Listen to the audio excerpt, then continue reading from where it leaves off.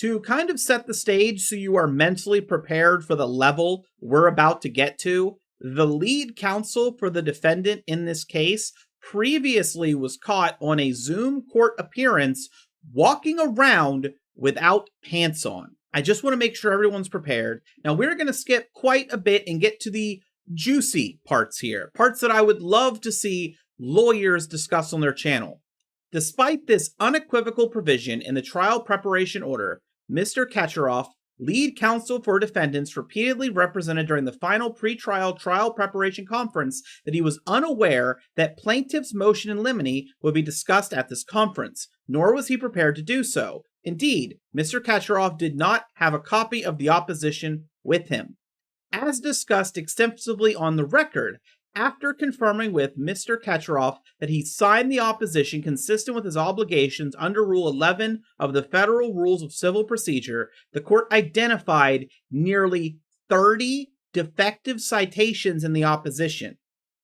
These defects include, but are not limited to, misquotes of cited cases, misrepresentations of principles of law associated with cited cases, including discussions of legal principles that simply do not appear within such decisions, misstatements regarding whether case law originated from a binding authority such as the United States Court of Appeals for the 10th Circuit, misattributions of case law to this district, and most egregiously, citation of cases that do not exist.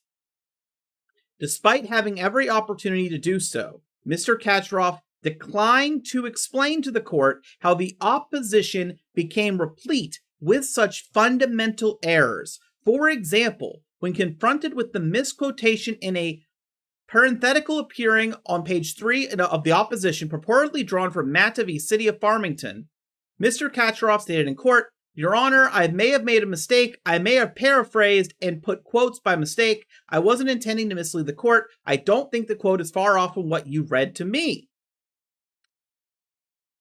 When asked how a case from the United States District Court for the Eastern District of Kentucky became attributed to the United States District Court for the District of Colorado, Mr. Kacharoff indicated that he had given the site checking to another person, later identified as Miss DeMaster. When asked whether he would be surprised to find out the citation Perkins v. Fed Fruit Produce Co., appearing on page 6 of the defendant's opposition, did not exist as an actual case, Mr. Kacharoff indicated that he would be surprised. Time and time again, when Mr. Kacharoff was asked for an explanation of why citations to legal authorities were inaccurate, he declined to offer any explanation or suggested that it was a, quote, draft pleading. Not until this court asked Mr. Kacharoff directly whether the opposition was the product of generative artificial intelligence did Mr. Kacharoff admit that he did, in fact, use generative artificial intelligence.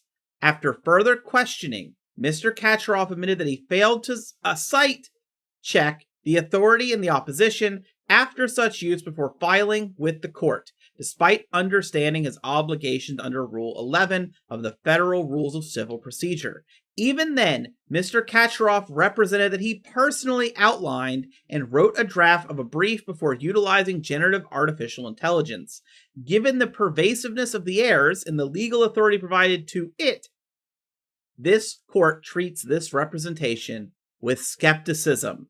Mr. Kacharoff and Ms. DeMaster, like all counsel who appear before this court, are bound by the standards of professional conduct set forth in the Colorado Rules of Professional Conduct, subject to certain exceptions not applicable here, and I'm not going to read all of this.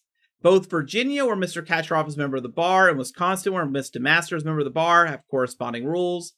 Given the record before the court on the wholly deficient preparation and filing of the defendant's opposition to plaintiff's motion in limine, it is ordered that on or before May 5th, 2025, defendant's counsel shall show cause in writing why this court should not sanction defendants Mike Lindell, Frank Speech LLC, and My Pillow, the law firm McSweeney, Sinkar, and Kacharoff, PLLC, and the individual counsel Christopher Kacharoff and Jennifer T. DeMaster, who signed the opposition in plaintiff's motion in limine. On or before May 5th, 2025, defendants counsel shall show cause in writing why this court should not refer Christopher Kacharoff and Jennifer T. DeMaster to disciplinary proceedings for violations of applicable rules of professional conduct. Counsel will specifically address under oath, subject to the penalty of perjury, the circumstances surrounding the preparation of the opposition to plaintiff's motion in limine, including but not limited to whether defendants were advised and approved their counsel's use of generative artificial intelligence. Oh man, this is one of those cases that I had to talk about. I had to mention. They used AI. They admit to it. It cited cases that didn't exist and they didn't catch it and they submitted it to a court. I would love to know what you all think. I mean, look, this has nothing to do with the guy caught on camera in court via Zoom without wearing pants and then walking around, right? Doesn't have anything technically to do with that. But that's the level of technological awareness I would expect from someone that do that, and also this. And also, remember, Mike Lindell, he claimed to have a cyber symposium and had all these experts on technology, and they're going to find all of this stuff in the computers, and we've got to get rid of computers, and we got to go back to paper ballots, and we've got to, get rid of the computers, stop using computers, don't rely on computers. In his case, they relied on computers incorrectly. I had to share. I haven't covered much of this case. This is all on Court Listener. These are all public court documents. And as you can see, there's a lot here that I simply I skipped over all the citations at the bottom. I'm hoping that this blows up a little bit. I'm really hoping this blows up. I would love to see the reaction of, and I'm going to check after this to see if anyone has yet. This is kind of a new story hitting. As you can see from the date, it's not that old. I would love to see lawyer reactions to this, right?